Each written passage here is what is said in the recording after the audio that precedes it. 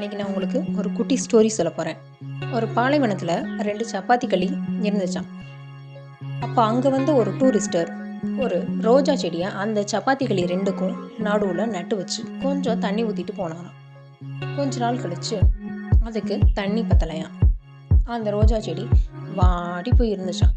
அப்போ அந்த சப்பாத்தி களி நினச்சிச்சான், பாவம் இந்த ரோஜா இப்படி வந்து நட்டு வச்சுட்டு போயிட்டாங்களே, ரொம்ப கஷ்டப்படுதே, நம்ம வேணா நம்மள்ட்ட இருக்க கொஞ்சம் தண்ணியை கொடுத்து அதை காப்பாற்றலாமேன்னு நினச்சி அந்த சப்பாத்தி களி புரிஞ்சு வச்சிருந்த தண்ணியெல்லாம் கொஞ்சம் கொஞ்சமாக அந்த ரோஜா பூச்செடிக்கு விட்டு அதை காப்பாற்றிக்கிட்டு இருந்துச்சுக்கலாம்.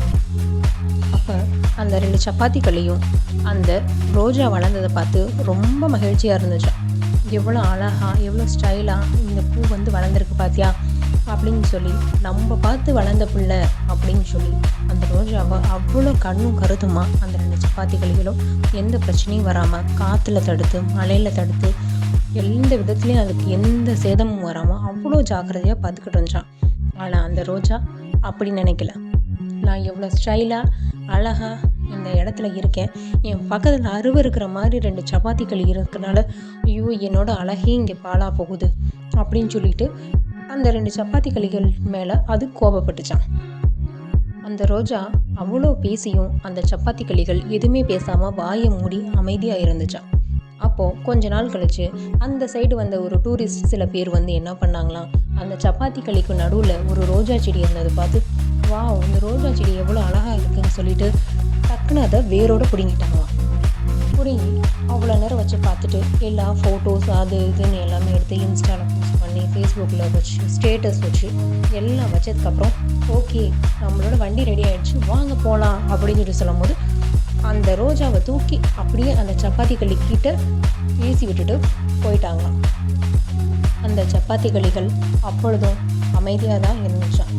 ஆனால் ரோஜா அதோட தப்பை உணர்ந்து, நான் செஞ்சது தப்பு தான், எனக்கு கொஞ்சம் ஹெல்ப் பண்ணுங்க, இனிமேல் நான் உங்கள்கிட்ட எந்த போட்டியும் போட மாட்டேன், நான் வந்து உங்களால் தான் வளர்ந்தேன், என்னை மன்னிச்சிடுங்க அப்படின்னு சொல்லி மனசார மன்னிப்பு கேட்டுச்சான்.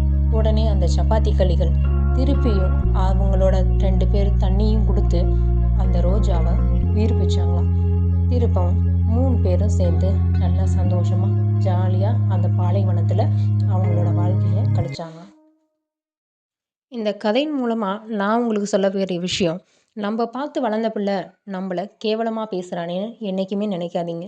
அவங்க தப்பை உணர்ந்து உங்கள்கிட்ட மன்னிப்பு கேட்குற காலம் ரொம்ப தூரம் கிடையாது. ஸோ அந்த சப்பாத்தி களி மாதிரி நம்மளும் அமைதியாக இருப்போம். யார் நம்மள்கிட்ட ரொம்ப ஓவராக நம்மளை பற்றி கேவலமாக பேசுனாங்களோ அவங்களே வந்து நம்மள்கிட்ட என்னை மன்னிச்சிடுங்க, நான் செஞ்சது தப்பு தான்னு ஒரு நாள் சொல்லுவாங்க. அதனால் நீங்கள் எதை பற்றியுமே கவலைப்படாதீங்க. நீங்கள் எல்லாருக்கும் நல்லது செய்கிறவங்க, உங்களுக்கு என்றைக்குமே நல்லதே நடக்கும். வாழ்த்துக்கள். வணக்கம்.